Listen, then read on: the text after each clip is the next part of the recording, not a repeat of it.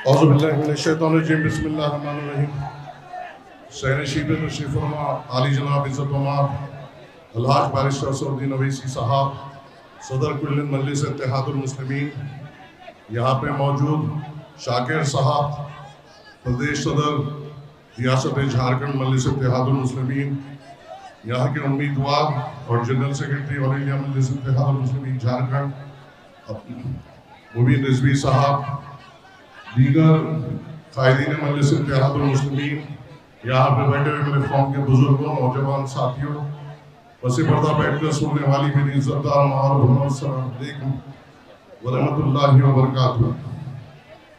आज का जलसा एक इंतखाबी जलसा है और इंतखाबात में कई सियासी जमातें आपके सामने आकर आपके सामने नए नए वादे करती है।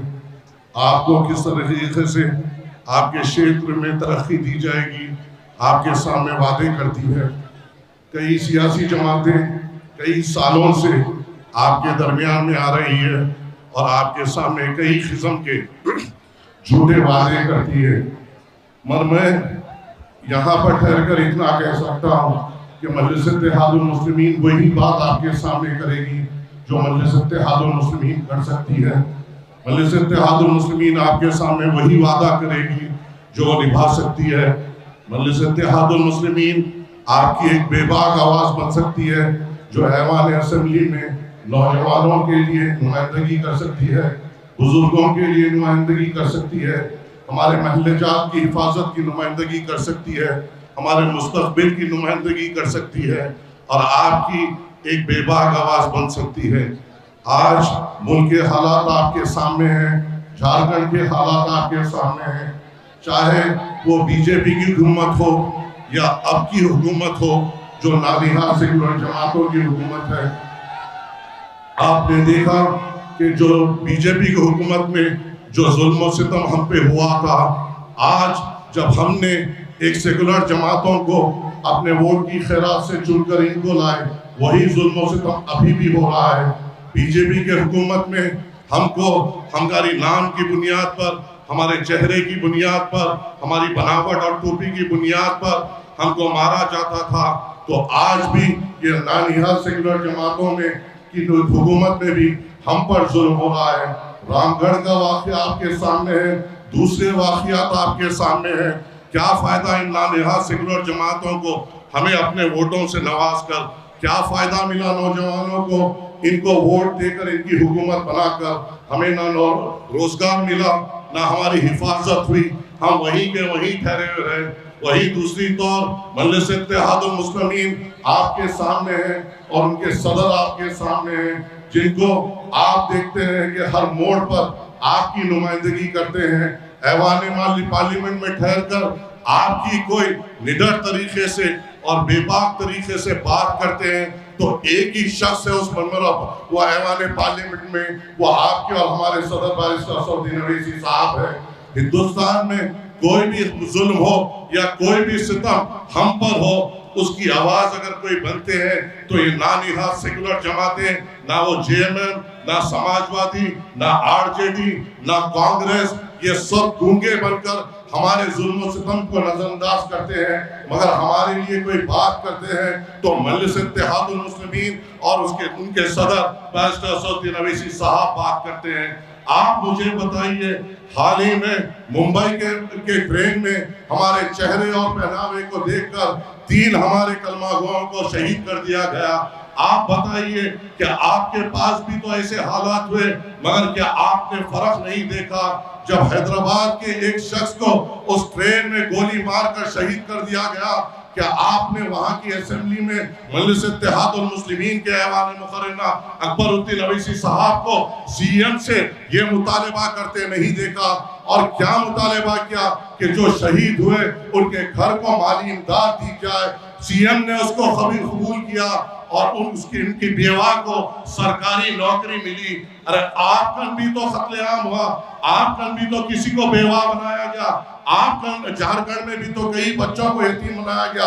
क्या आपके विधायक इस काबिल है कि उठकर उन बच्चों के मुस्तकबिल के लिए बात करें, उन बेवाओं को हक दिला सके। ये गुलाम है, ये कमजोर है, जो सिर्फ अपने आका के इशारे पे भोग सकते हैं मगर आपकी नुमाइंदगी नहीं कर सकते। ये आप जो बहादुर है, ये बहादुरों की नुमाइंदगी ये गुलाम नहीं कर सकते।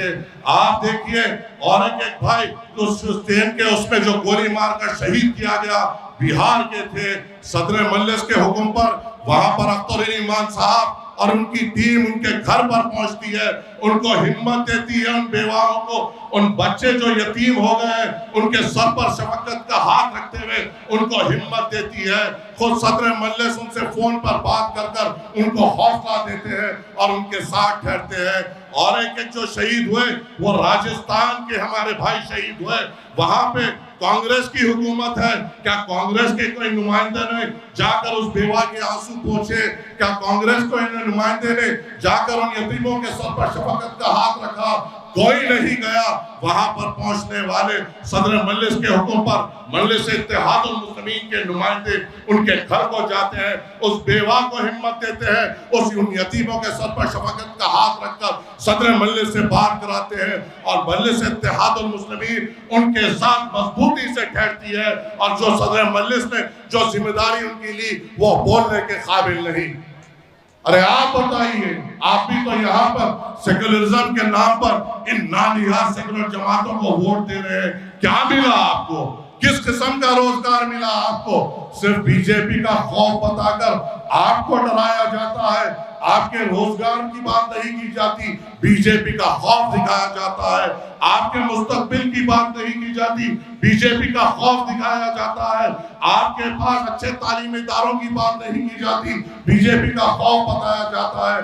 आपके पास अच्छे स्कूलों की बात नहीं की जाती कि सिर्फ बीजेपी का खौफ दिया जाता है। और मियाँ जी का तो हाल ये है कि स्कूल नहीं चाहिए, अस्पताल नहीं चाहिए, अच्छा मुस्तकबिल नहीं चाहिए, मगर बीजेपी को हराना है। चाहे रामगढ़ में हमारे भाई को शहीद किया जाए, चाहे जमशेदपुर में हमारे भाई को शहीद किया जाए, चाहे रांची में हमारे भाई को शहीद किया जाए, मगर मियाँ जी को सिर्फ एक ही चीज है, चाहे कितने भी शहीद हो आंसू नहीं बहाएगा मगर बीजेपी के खौफ से इन नानिहाल सेकुलर जमातों को वोट देगा और 5 साल सिर्फ हाय हाय करते बैठ जाएगा। क्या मुस्तकबिल हो लेके जा रहे हो? अरे आपके सामने बैरिस्टर सौद्दीन अवैसी साहब है जो हमें मुस्तकबिल का रास्ता बता रहे हैं। आपके सामने बैरिस्टर सौद्दीन अवैसी साहब है जो नौजवानों को हिम्मत दे रहे हैं। आपके सामने बैरिस्टर सौद्दीन अवैसी साहब है जो हमें बता रहे हैं कि हमारे हुकूक के लिए क्या करना चाहिए। आपके सामने बैरिस्टर सौद्दीन अवैसी साहब है जो नौजवानों को कह रहे हैं कि आओ एक सियासी परचम के तले आप और हम मिलकर अपना मुस्तकबिल बनाते हैं। तो क्यों नहीं मियाँ जी को हिम्मत हो रही है? क्या मियाँ जी सिर्फ बीजेपी के खौफ में अपनी जिंदगी गुजारेगा या सौद्दीन अवैसी साहब के हर एक परचम को बहादुरों की तरह उठाकर आगे लेके जाएगा? ये मियाँ जी को फैसला करना है। अरे आज एक इंतखाबात है, एक मौका दिया गया है। मुबीन रिजवी साहब बैरिस्टर सौद्दीन अवैसी साहब के उम्मीदवार हैं।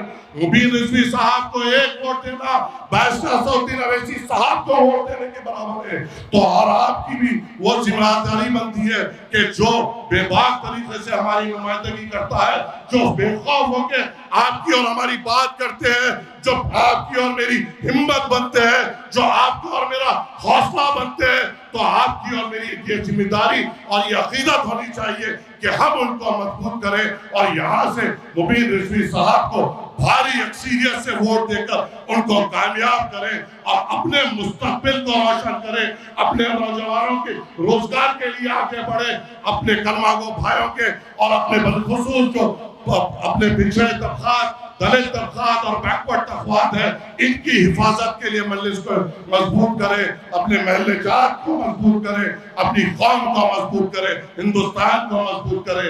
ये अज़म लेकर मजलिस इत्तेहादुल मुस्लिमीन को मजबूत करना है। यही चंद गुजारिशात से आपसे इजाजत चाहूंगा। उम्मीद है आपसे, तवक्को है आपसे कि आप मजलिस इत्तेहादुल मुस्लिमीन को वोट देकर भारी अक्सरियत से मुबीन साहब को कामयाब करेंगे। अस्सलामु अलैकुम व रहमतुल्लाहि व बरकातुहू।